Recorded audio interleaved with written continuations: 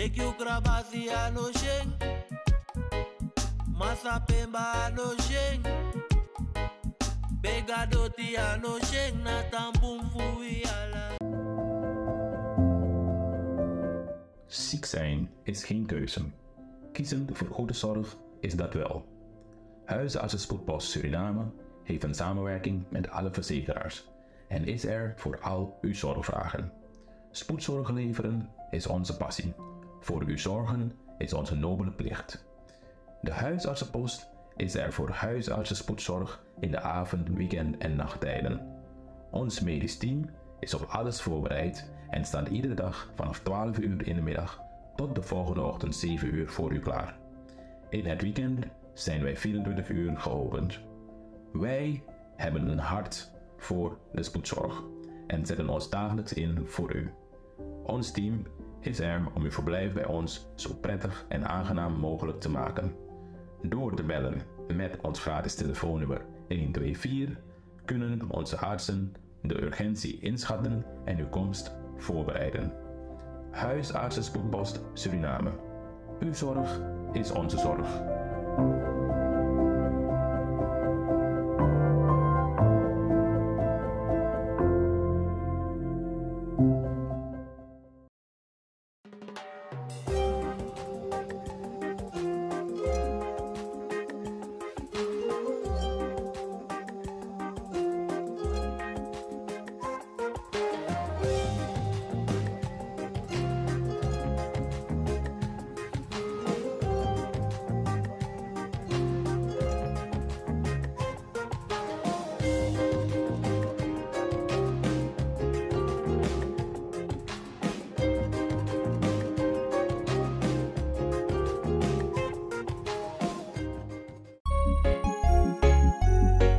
Suriname altijd dichtbij, je sap vato.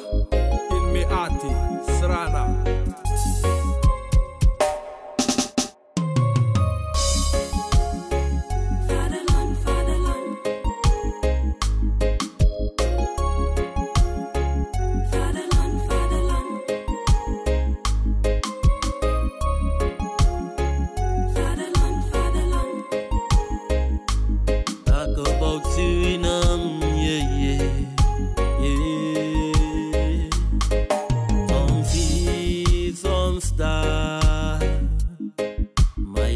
Suriname, misa fetigi mama Srana, was de eer van de vader, vaderland. Suriname is mijn vaderland, vaderland. No hoor not loop, tambripi no srefi, una de westrana man. Vaderland, Suriname is je vaderland, Mexico got the Russo. Rocky Marciano toert voor het eerst met zijn eigen band Go To Money door Nederland. Succesvol is de tour en we sluiten af in Amsterdam op zondag 6 oktober. Met een Kultuurcroxie editie. Deze mag je niet missen. Bye bye Swai Swai Go To Money. Ze gaan terug naar Suriname. In de zaal De Koning aan de Isolatorweg nummer 29 komt u massaal om dag te zeggen tegen Go To Money onder leiding van Rocky Marciano. Of kom genieten van Combinatie 16, Corona Band en Sabaku. Kaarten al €25. Aan de poort duurder. De voorverkoop van de kaarten nu al bij alle bandleden. Tori Osso, Ricardo Eethuis en Dino Burnett. Voor VIP en info bel op 065 33 315 of plus 597 893 062 of plus 597 895 3748. Inloop 3 uur 's middags. Start 4 uur. Afloop 11:30 's avonds. Bye bye Swai Swai Go To Money onder leiding van Rocky. Zondag 6 oktober. Zaal De Koning Isolatorweg. Kultuurcroxie Edition. Orga Adult Crew. Samtaki, tantaki.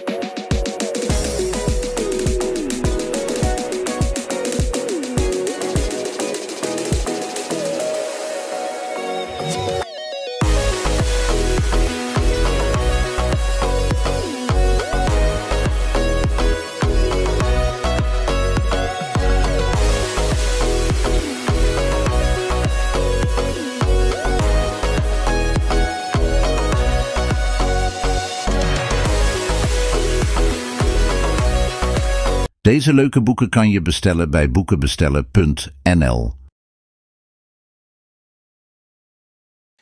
Yes, welkom weer bij een nieuwe aflevering van Cultura TV Tori Taki. Mijn naam is Pascal Frederik. Ik heb het de eerste 2 keren niet verteld, maar ik denk laat me het een keertje wel doen.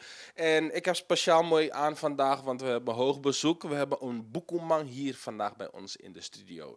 Deze broeder van mij luistert naar de naam Lonati, oftewel Ronald Dijkman. Maar ik mag Lonati zeggen, Bala Lona, toch? Lonati. Kijk, en dit is wat je kan verwachten vandaag. Ik ga dingen zeggen en hij gaat zeggen, nee, je spreekt het nieuw uit. Dus dan weet je het alvast. En hij zegt, luister Pascal, ik kom, maar ik wil wel even stilstaan bij een heugelijk moment. Dus we gaan even proosten. Want we proosten met Chardonnay. Zeker weten. Oh, dan moeten we ook een slok nemen natuurlijk. Hoor. En mocht u zich afvragen, waarom zijn jullie glazen zo goed gevuld? Als je veel praat, dan moet je het ook bijhouden, toch? Dus zodoende. Boekeman Lonati kan je alles vertellen als het gaat over de Maron-cultuur.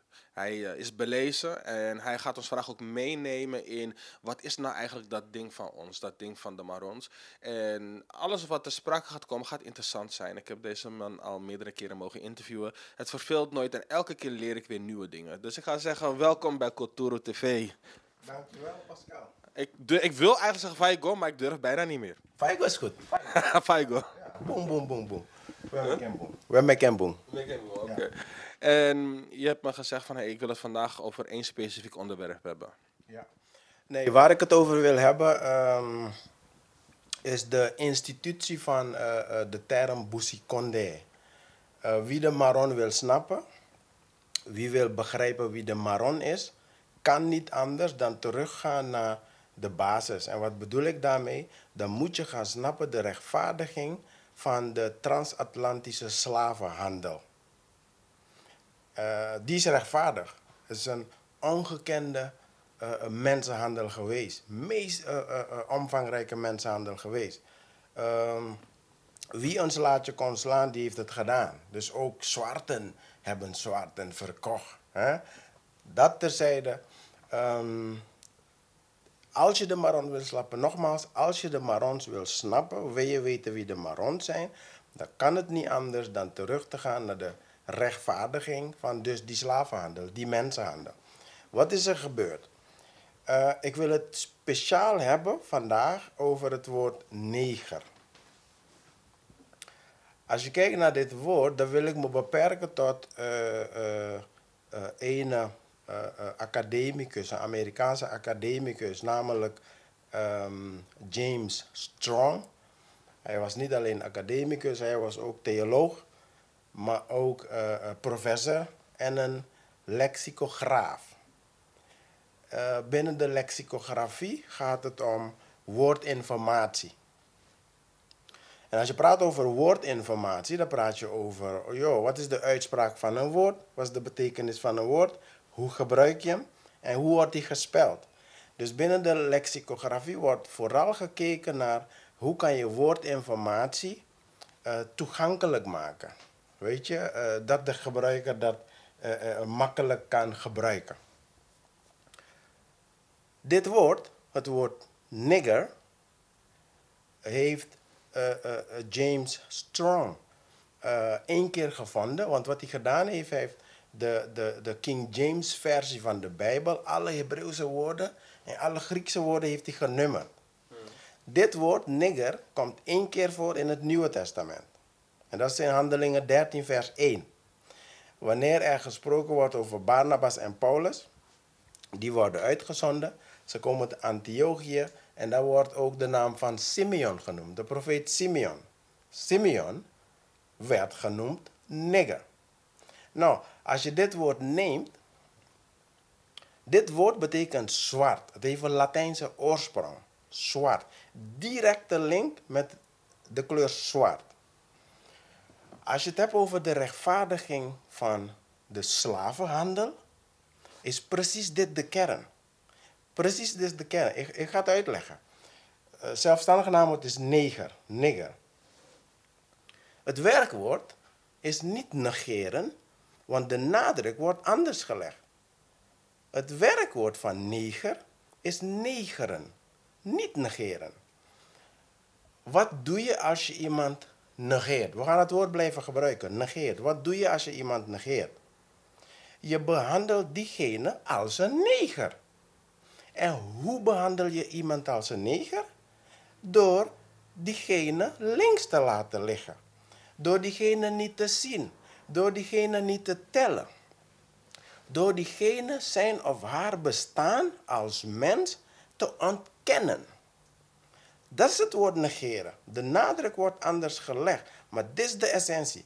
Dit is de rechtvaardiging van slavenhandel. De transatlantische slavenhandel heeft precies met dit woord te maken. En het zit zo diep, zelf in onze taalgebruik. Negeren. Ik pak een ander woord. Mag ik hier even een vraag over stellen? Want is dit specifiek in het Nederlands of geldt het ook voor de andere talen zoals in het Engels waar het woord ignore wordt gebruikt? Als je kijkt naar de talen van de kolonisten, de kolonisatoren, dan zie je het woord terug. Je ziet dit woord terug. To neglect, etc. Dus ook in het Nederlands. Maar laten we ons beperken tot het Nederlands. Nederland als oude kolonisator. Denigreren. Ik kan je schofferen. Ik schoffeer je. En ik zeg, weet je, je reageert agressief of je reageert daarop. En ik zeg, joh Pascal, het is niet denigrerend bedoeld hoor. Wat bedoel ik daarmee? Ik zeg, ik had je niet als een neger willen behandelen. Dat is wat je zegt. En hoe behandel je iemand als een neger?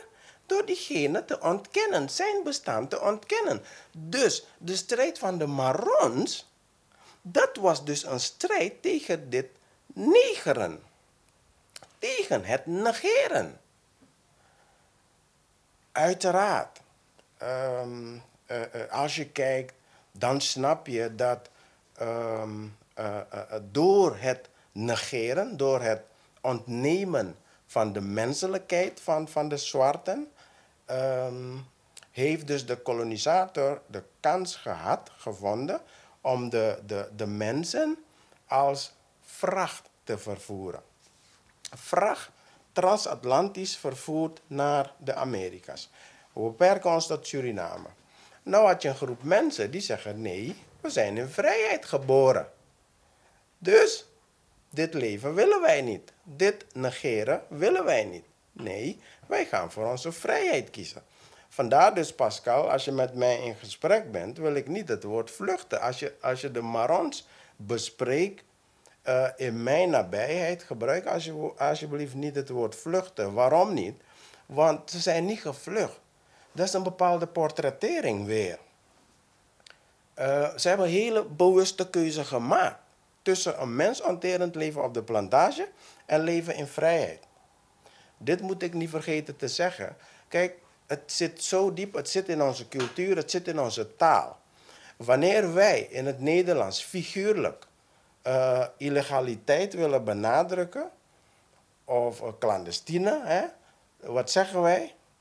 Het woord zwart, de prefix zwart, het voorvoegsel zwart komt ervoor.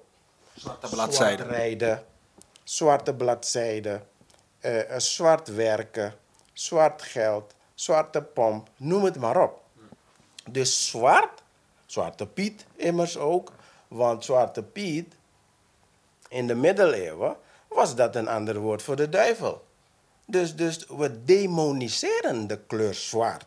Dat is wat we doen. Het gaat om portretteren. Dus ook hier, als jij tegen mij zegt, de Marrons zijn gevlucht, dan zeg ik nee. Dat is jouw bril. Dat is hoe jij het ziet. En hoe jij het ziet, dat is jouw overtuiging. Dat is min of meer een aanname. Dat is min of meer een veronderstelling en geen feit.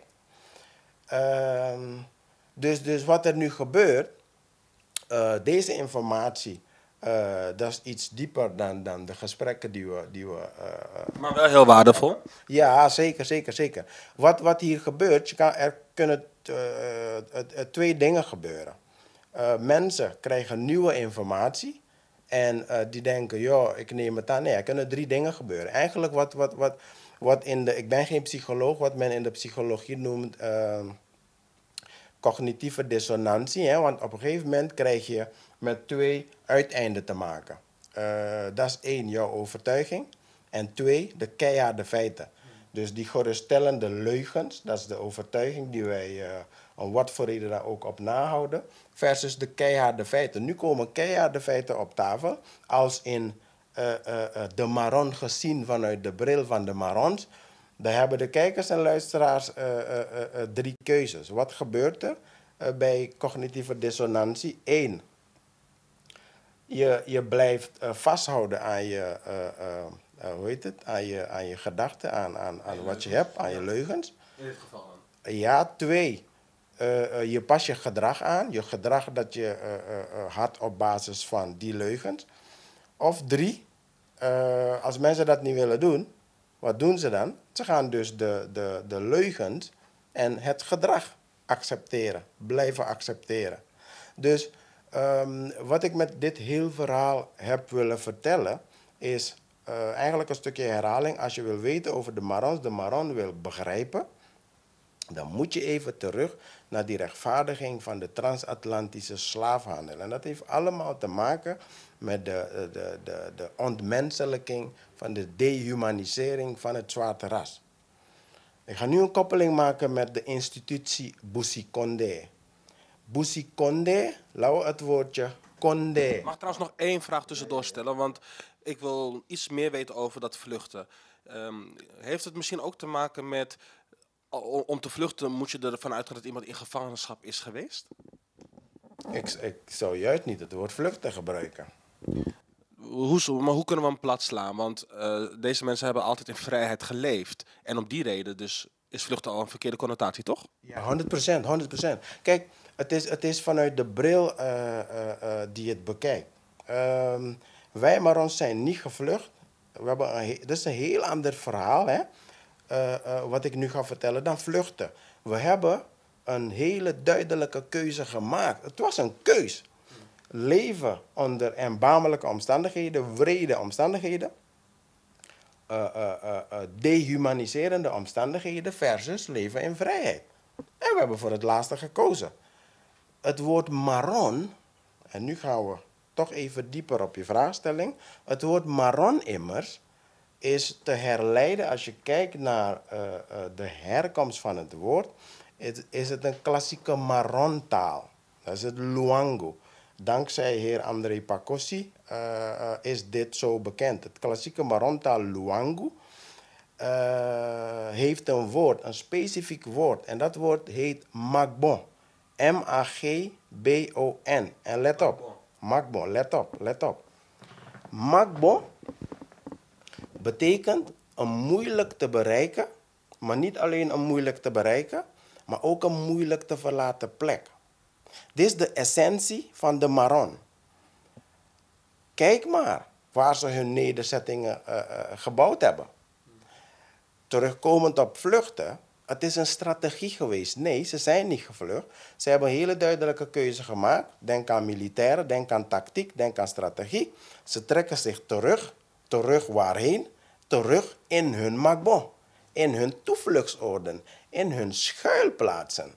En vanuit die schuilplaatsen hebben ze guerrilla's gevoerd. Hebben ze uiteindelijk de koloniale overheid gedwongen om vrede met hen te sluiten. En ik zal je vertellen, want dat is de diepgang die we nu zoeken. Condé, het woord Condé betekent land. Ja, betekent land. In het Luango.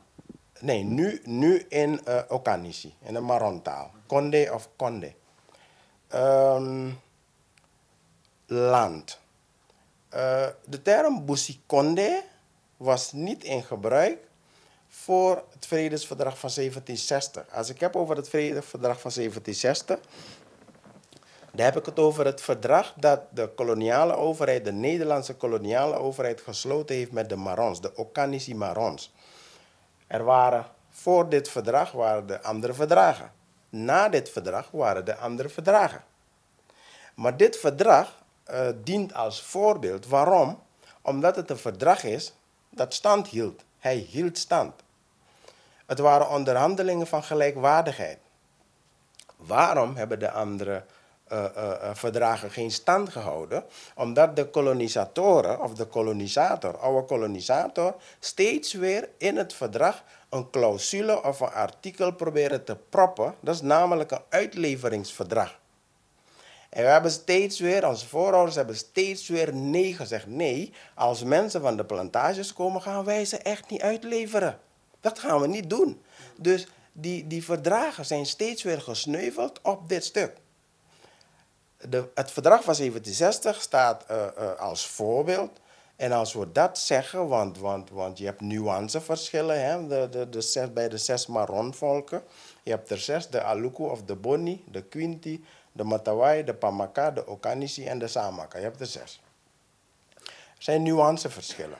Wanneer er gezegd wordt, het vredesverdrag van de Okanisi Marons, wanneer daaraan gerefereerd wordt, wil de Okanisi Maron niet zeggen dat zij beter zijn als de rest. Nee, enkel, simpel, omdat dit verdrag gediend heeft als voorbeeld. En wat heeft dit verdrag gebracht? Dit verdrag heeft meerdere dingen gebracht, waaronder uiteindelijk de afschaffing van de slavernij. Want dit verdrag heeft gemaakt dat de kolonisator uiteindelijk slavernij heeft afgeschaft. Dit verdrag heeft gemaakt dat dus de institutie Busikonde opgericht is. Het is bosland. Dan snap je ook waarom de Marons geassocieerd worden met bosland Kriolen. Dat ze de naam krijgen, is het bosland. Het is niks anders dan hun konde, hun gebied. Dat is wat Busikonde is. Busikonde, nog een laagje, om dus de Maron te snappen. Ze hebben hun konde, ze hebben hun magbon. Daar zijn afspraken gemaakt. En het heeft precies weer te maken met die rechtvaardiging van die slavenhandel. We hebben afspraken gemaakt en laat me het op deze manier uitleggen. Als ik in het kader van nationaliteit en identiteit, als ik de Nederlander vraag wie ben jij, zegt hij, ik ben Nederlander. Als ik de Amerikaan vraag wie ben jij, zegt hij, ik ben een Amerikaan. Oké. Wij hebben afspraken gemaakt, als jij gevraagd wordt wie je bent, dan zeg je, ik ben Okanisi, dan zeg ik, Mina Okanisi Sama. Right? Als je de Samaka of de Matawai vraagt, zegt hij, Minda Matawai Sembe. Let op, hè. De Nederlander, die had niet nodig, die toevoeging mens, heeft hij niet nodig gehad. Want die achtte zichzelf als mens al. Wij hebben het wel nodig gehad. We hebben een afspraak gemaakt. En die afspraak die ga ik vertalen in een spreuk. En dat is, Efu sama, naisiu eke sama, da Yusefi mukai Yusefi sama. Dus als derde jou niet zien als mens, dan moet jij jezelf een mens noemen. En dat is de strijd van die Marons. Ze hebben gestreden voor menswaardig bestaan. Ze hebben gestreden voor erkenning. Ze hebben gestreden voor zelfbeschikking. Dus hebben we de afspraak gemaakt. Wanneer men je vraagt wie je bent, dan zeg jij, Mina Okanisi Sama. Je benadrukt het, omdat je dat nodig hebt. Nog een laagje dieper. Om dit te bevestigen, dat kan je nalezen. Het was een onderhandeling, het waren onderhandelingen van gelijkwaardigheid, right? Het eerste artikel, ik weet niet of je bekend bent met het vredesverdrag, maar als je het eerste artikel leest, daar staat, nu even met mijn eigen woorden, vanaf heden zijn zij vrije lieden, zijn zij vrije mensen. Vanaf heden. Dat betekent dat zij geen mensen waren. Ze werden niet geacht als mens. We hebben het afgedwongen. Met succes. Met succes. Vanaf artikel 1. Eerste artikel, bro. Eerste artikel. Vanaf heden zijn zij vrije lieden. Zijn zij vrije mensen. Hebben we afgedwongen. Dus wat hebben we gezegd? De afspraak die we gemaakt hebben is, jongens, als je gevraagd wordt, zeg je bent Okanisi Sama. Je bent Samaka Sama. Wat daaruit voortgekomen is, als je kijkt over de hele linie, alle 6 de volken, de naties, hebben we afspraken gemaakt dat we onze samenleving gaan baseren op een matrilineair systeem. Dat betekent dat de opvolging de lijn van de moeder volgt. Dus het is een politieke organisatie of een samenleving. Het is maatschappelijk, het is sociaal, het is religieus, het is medisch. Alles is geregeld. Alles is geregeld. Als je praat over politiek bestuurlijk, daar hebben we afgesproken dat we de institutie Gamang hebben. Dat is een institutie. Staat niet op papier, maar we weten het. Het is gewoon een keiharde afspraak. De Gamang, die is afgezand van God. En dat vind je terug in de term Bempenimansu.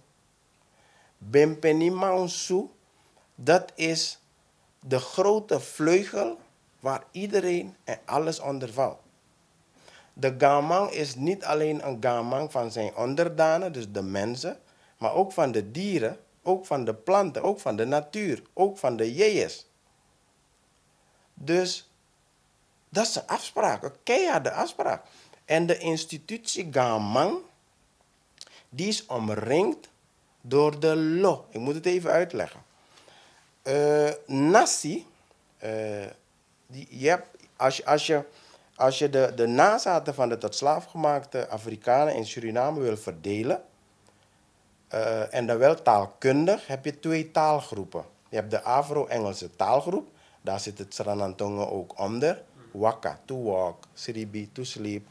En dan heb je de Afro-Portugese taalgroep, dat is het Matawai en de Samaka. Die hebben Portugese woorden. Heel simpel. Hun slavenmeesters waren Portugese Joden. Namen als Abraham Pereira, Emmanuel Machado. De Machaulo bij de Samaka is daarna genoemd. De Nasi Nenge. Dat is meneer Nasi van de bekende Nasilaan in Suriname. Dus je hebt 2 taalgroepen. Nu ben ik kwijt wat ik wilde zeggen. Je had in ieder geval die taalsplitsing. Ja, ik wil het hebben over de nasi, dus hoe wij geordend zijn. Dankjewel. Nasi komt van het woord natie, a nation. Je hebt me hier dus ook niet horen praten over stammen. De Maron-stammen. Dat woord is koloniaal. Waarom? De kolonisatoren, kijk maar naar hun landen. Ze noemen hunzelf, ze verwijzen naar zichzelf echt niet als stam, hoor. De Fries is een Fries. Die is echt geen lid van een stam. Hoezo ben ik lid van een stam dan? Dus met stam, ook weer daar, geeft men je een plakkaat, geeft men je een etiket van barbarisme. Dat is pure arrogantie. Arrogantie ten top. Want hoezo denk jij dat jij voor mij bepaalt? Hoezo denk jij dat jij voor mij invult wie ik ben en hoe ik ben? Nee, ik ben wie ik ben. Dus je ziet pure arrogantie en intolerantie van de kolonisator. Dus dat zijn allemaal dingen waar de voorouders van de Maron voor gestreden hebben.